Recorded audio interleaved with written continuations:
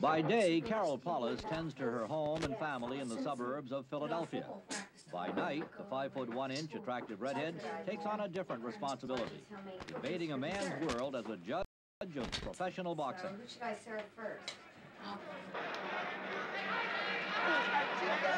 If you're going to be a judge, you have to be completely impartial.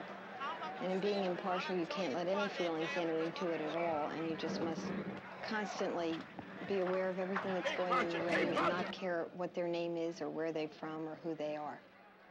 Carol is the first female boxing judge duly registered in the United States, and she admits to influence in the fight game by her husband, who's a boxing referee. In her 4 years as a judge, Carol has learned the toughest decisions are not always the main events. Well, I think that sometimes the very small 4-round preliminary fights are harder to judge than the wind-ups.